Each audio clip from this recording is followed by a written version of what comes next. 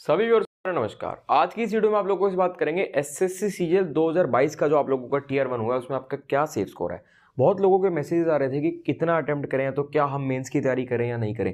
तो इस वीडियो को पूरा एंड तक देख लो, आपको पता लग जाएगा कि आपको मेंस की तैयारी करनी चाहिए या नहीं करनी चाहिए। आज की इस वीडियो को मैं पूरा एनालिसिस करेंगे, सेफ स्कोर के बारे में बात करेंगे कि अगर आपने कितने अटेम्प्ट्स किए और कितना स्कोर बन रहा है तो मेंस की तैयारी करनी चाहिए नहीं करनी चाहिए। सारे फैक्टर्स को कंसीडर करेंगे, जितने भी फैक्टर्स बनते हैं, जैसे कि प्रीवियस ईयर की कट ऑफ, वैकेंसीज कितनी है, इस बार जो एग्जाम का लेवल आ रहा है वो कैसा लेवल आ रहा है, क्या डिफरेंस आ रहा है सारी शिफ्ट्स में, नॉर्मलाइजेशन अपना क्या असर दिखाएगी, कितने कैंडिडेट्स क्वालिफाई करेंगे। क्योंकि आप लोगों को पता है कि इस बार वैकेंसीज बहुत ज़्यादा है, तो अकॉर्डिंगली कैंडिडेट्स भी उसी हिसाब से ज़्यादा ही क्वालिफाई करेंगे। लेकिन एक और चीज़ है कि इस बार टीयर 3 नहीं है। तो ये जितने भी फैक्टर्स हैं, इन सभी फैक्टर्स को कंसीडर करते हुए मैंने वीडियो बनाई आप लोगों के लिए, जिसमें आपको आज का सेफ स्कोर पता चल जाएगा कि आपका कितना स्कोर है, तो आपको मेंस की तैयारी करनी चाहिए या नहीं करनी चाहिए। सबसे पहले जितनी भी अलग अलग शिफ्ट्स हुई हैं उन शिफ्ट्स के बारे में बात कर लेते हैं कि क्या लेवल था एग्जाम का। देखो, मैथ्स और रीजनिंग जो आ रही थी ना, मैथ्स और रीजनिंग इजी लेवल की आ रही थी, कोई मुश्किल, बहुत ज़्यादा मुश्किल लेवल नहीं आ रहा था। मैथ्स तो काफ़ी इजी आ रही थी। रीजनिंग में हम कह सकते हैं कि कुछ क्वेश्चंस कैलकुलेटिव आ रहे थे, मतलब कि टाइम टेकिंग क्वेश्चंस आ रहे थे। क्वेश्चंस इजी ही थे, कोई दिक्कत नहीं थी, लेकिन उनको सॉल्व करने में समय लग पा रहा था। और कुछ शिफ्ट्स में जो चेंजेस देखने को मिले कि किसी शिफ्ट्स में मैथ्स का लेवल रीजनिंग के लेवल से थोड़ा सा ऊपर था, किसी शिफ्ट में रीजनिंग का लेवल मैथ्स के लेवल से थोड़ा सा ऊपर था। तो ये कुल मिलाकर कोई बहुत ज़्यादा मेजर डिफरेंस देखने को नहीं मिला। इंग्लिश और जीके की अगर बात करें, देखो इंग्लिश उतनी ज़्यादा इजी नहीं आ रही। अगर हम पिछले कुछ सालों के एग्जाम्स देखें तो उसमें इंग्लिश का जितना इजी लेवल आ रहा था उतना इजी लेवल तो नहीं आया। और बहुत समय से मैं भी आप लोगों को ये बता रहा था कि इस बार इंग्लिश गेम चेंजर बनेगी। इंग्लिश और जीके, ये दो चीज़ें इस बार गेम चेंजर बनने वाली हैं। और जीके तो आप लोगों को पता ही है, देखो जीके वैसी ही है जैसी हर बार आती है। जीके में आप कितना ही पढ़ लो, कुछ भी मतलब ये नहीं होता कि हाँ भाई आपके पूरे नंबर आ जाएंगे या आपको सवाल आता ही आता होगा। जीके में पढ़ाई, मतलब जितना आप पढ़ रहे हो तो मैटर करता ही करता है, लेकिन आपका लक भी मैटर करता है। इंग्लिश का मैंने आप लोगों को बताया कि पहले पिछले कुछ सालों से अगर हम कंपेयर करें तो थोड़ा सा लेवल इस बार अच्छा लेवल आया था। और अलग अलग शिफ्ट्स की अगर बात करें तो कोई बहुत ज्यादा मेजर डिफरेंस देखने को नहीं मिला। हाँ, जो कुछ स्टार्टिंग के कुछ दिन थे उसमें एग्जाम थोड़ा ईजी था। उसके बाद 5 तारीख को ये कहा जा रहा था कि जो लेवल है वो थोड़ा सा लेवल अच्छा लेवल आ रहा है, थोड़ा सा मुश्किल सा वाला है, लेकिन उसके बाद फिर से वही लेवल मिल गया। कुल मिलाकर कोई बहुत ज्यादा मेजर चेंज आप लोगों को देखने को नहीं मिला। तो नॉर्मलाइजेशन तो होगी ही, तो जिसकी शिफ्ट मुश्किल आए और जिसकी आसान है वो सारी चीजें तो चेंज हो ही जाएंगी। उस हिसाब से आप लोगों को उस चीज की टेंशन लेने की जरूरत नहीं है। बाकी इस बार एक बहुत अच्छी चीज ये है कि जो टीयर 1 है वो टीयर 1 क्वालिफाइंग है। पहले क्या होता था, पहले टीयर 1 के मार्क्स मेरिट पे जुड़ते थे। देखो 200 नंबर में से आपके कितने नंबर आ रहे हैं भाई, 200 नंबर बहुत ज्यादा होते हैं, तो ये बहुत मायने रखता था आपकी फाइनल सिलेक्शन में। इस बार आप लोगों को घबराने की दिक्कत नहीं है।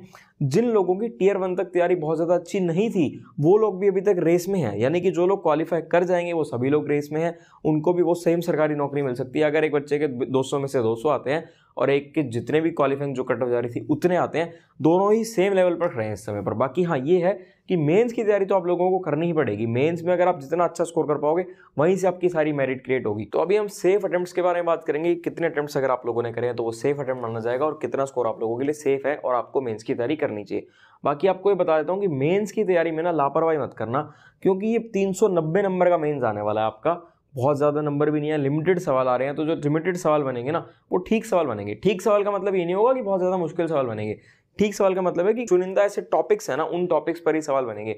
तो जो नया पैटर्न है ना उस पैटर्न पर आप लोग प्रैक्टिस करते रहो। उस नए पैटर्न की प्रैक्टिस के लिए देखो ये बुक है, इसमें नए पैटर्न पर बेस्ड आपको 20 सेट्स मिल जाएंगे। ये प्रैक्टिस वर्क बुक है जो सीजीएल टीयर 2 का जो नया पैटर्न है उस पर है। और मैथ्स, रीजनिंग, इंग्लिश, जीके और कंप्यूटर जो नए पैटर्न पर जिस हिसाब से क्वेश्चन आएंगे बिल्कुल इसी हिसाब से, जैसे अलग अलग मॉड्यूल्स हैं, अलग अलग सेक्शन है, उस हिसाब से आपको इसमें जो प्रैक्टिस सेट्स हैं मिलेंगे। ये किरण पब्लिकेशन की बुक है, इसका लिंक मैं आप लोगों को डिस्क्रिप्शन में दे दूंगा, आप लोग लेना चाहो तो ले लेना।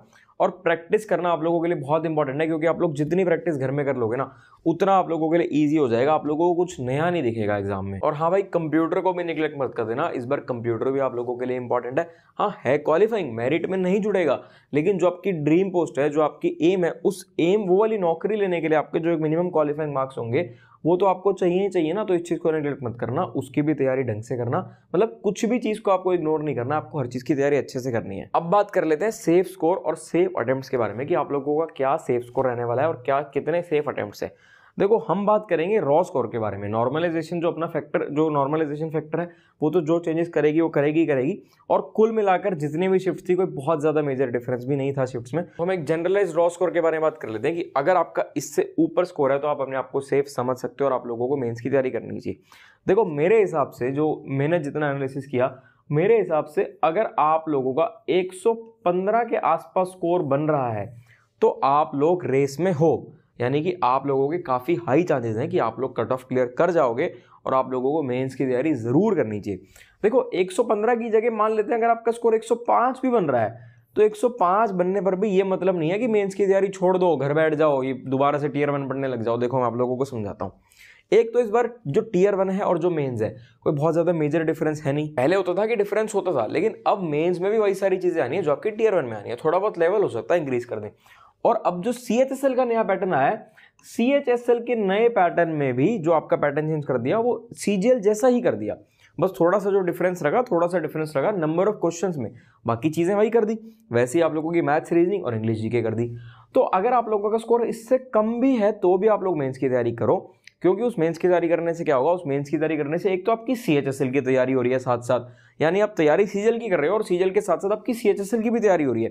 और इसी के साथ साथ अगर 1% मान लेते हैं वर्स्ट केस सिनेरियो में, अगर आप लोगों का टियर 1 क्लियर नहीं भी होता इस बार, तो अगली बार तो दोगे ना भाई टियर 1, तो जो अगली बार आप लोग टियर 1 दोगे उसकी आपकी तैयारी हो रही है, क्योंकि मेंस और टियर 1 का जो सिलेबस है वो ऑलमोस्ट सिमिलर हो चुका है। तो भाई अब आप लोग ना ये सब सोचने में समय बर्बाद मत करो कि इतना स्कोर बन रहा है, क्या मेंस की तैयारी करें या ना करें।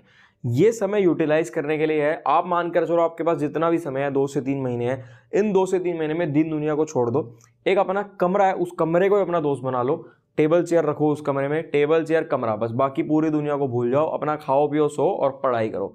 2-3 महीने अगर आप लोगों ने पढ़ाई कर ली तो जो आपकी ड्रीम पोस्ट है, जो भी आपको सरकारी नौकरी चाहिए वो नौकरी आप लोगों को मिल जाएगी। और इस बार मेंस में एक और चीज़ है कि जो नेगेटिव मार्किंग है वो 1/3 है, तो इस चीज़ का भी ध्यान रखना। तुक्के बहुत ज़्यादा नहीं मारने आप लोगों को तुक्के मारने पर ध्यान रखना है। बाकी देखो ये मैंने आप लोगों को सेफ स्कोर बताया कि मेरे हिसाब से अगर आपका 115 प्लस बन रहा है तो आप लोग अपने आप को सेफ समझ सकते हो। लेकिन जो डिटेल्ड एनालिसिस है, अगर आप लोग कहोगे तो मैं आपके लिए एक डिटेल्ड एनालिसिस की वीडियो भी लेकर आऊंगा। आप लोग कमेंट्स कर देना, कमेंट सेक्शन में बताना कि आपको वीडियो चाहिए या नहीं चाहिए, और कमेंट्स में आप लोग अपने अटेम्प्ट्स भी बता देना और एक्यूरेसी बता देना। बहुत जल्द आप लोगों की आंसर की भी आ जाएगी, तो सारी पिक्चर आप लोगों की क्लियर हो जाएगी। बहुत ज्यादा समय नहीं लगेगा, तो आप लोगों को घबराना नहीं है, बस मेंस की तैयारी में लग जाना है आप लोगों को। आप लोगों के लिए मेंस की स्ट्रैटेजी की वीडियो भी बहुत जल्द आएंगे, जिससे आप लोगों की हेल्प हो पाए और आप लोग और अच्छे से प्रिपेयर कर पाए। तो मेरे हिसाब से ये सेफ स्कोर था। कुछ लोग 150 बोल रहे होंगे, कुछ लोग 160 बोल रहे होंगे, कोई 140 बोल रहा होगा। आप लोगों को घबराना नहीं है। अगर आपका स्कोर इसके आसपास है तो आप अपने आप को सेफ समझ सकते हो। रॉ स्कोर की बात हो रही है, बाकी जो नॉर्मलाइजेशन होगी वो तो होगी, और इससे कम भी है तो भी मेंस की तैयारी करते रहो। ठीक है, फिर मिलेंगे आपसे अगली वीडियो में।